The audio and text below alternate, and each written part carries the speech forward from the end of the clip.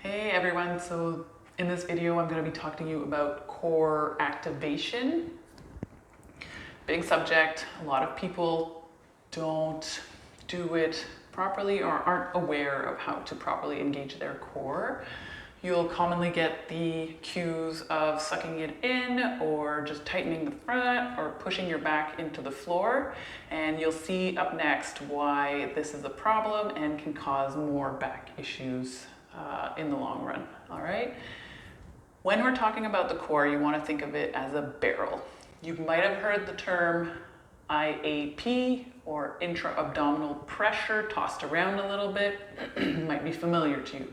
This is what you want to create in the barrel. What the barrel looks like. Sorry.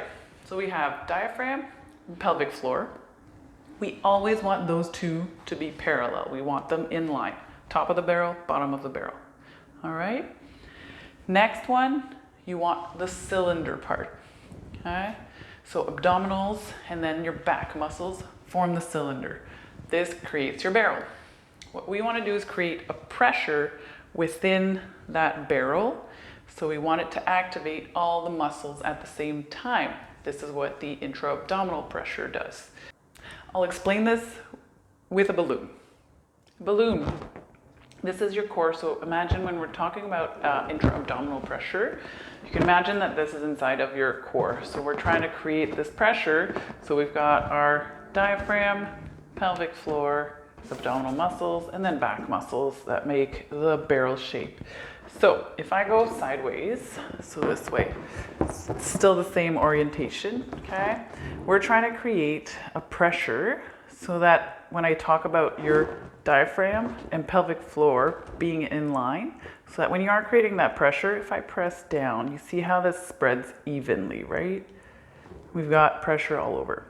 If I was in this scissor, so let's say that I'm arching my back and I'm trying to create this IEP, what's gonna happen, so I'm gonna over exaggerate it a bit, but if I angle my hands a little bit, you can see how all of the pressure in the air goes out into the front. And so now you get this teeter-totter between your back muscles, diaphragm doesn't quite know how to engage, and something might fail somewhere. So first step, you want to create that intra-abdominal pressure. So now that you know what you're supposed to do, how can we create that? Different cues that you can use. So some that I will give to people is putting their fingers just inside of their ASIS, so the little iliac crest or your hip bones at the front. You're going to press out against those fingers. All right. Next one, putting the fingers in the mushy part, so in between your ribs and your hips, okay, and here, and you press out again. Okay. The last one is putting your fingers right where your PSIS are. You can Google that if you're not sure where it is. It's the two little sulcus at the back. And here, and you press out once again. Okay? So the last cue, that can be a good one for certain people. Think like you had a corset, that thing that goes all the way around, okay? Or if you had a weight belt. If you're a weightlifter and you've worn a belt, then think of that. You're going to push, again, it's like you had a corset with your hands, and then you're going to push out against your hands, all right? So you can feel how that creates a big pressure inside. Now, I'm pretty sure some of you have probably done this and are like, I'm holding my breath. Like I can't breathe when I do that. Yes. How you have to time it, so this is kind of a skill that you need to develop, is creating that intra-abdominal pressure while being able to breathe. When you're doing a big lift or you're about to lift really heavy, generally you can take your breath in, press out, and then breathe out slowly.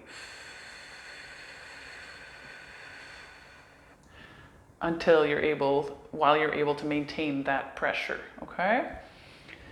If you're doing everyday tasks and you're just doing an exercise, you're not about to lift, but you still need to have some core stability, you can activate it, but at a lesser percentage. So you don't need to go 100%. Kelly Starrett talks a lot about 20% activation when you're standing or doing daily tasks. So you're doing that press out, but at 20%, which you'll see that it's much easier to breathe that way. You can also practice, I'll link a video, so at the end of this one, to dead bug or 90-90. So lying on your back and working on that intra-abdominal pressure as well. So key points: 1, create the pressure, whichever cue works for you. Number 2, learn how to breathe while doing this. Okay, so you can start there, and that's how you engage your core properly.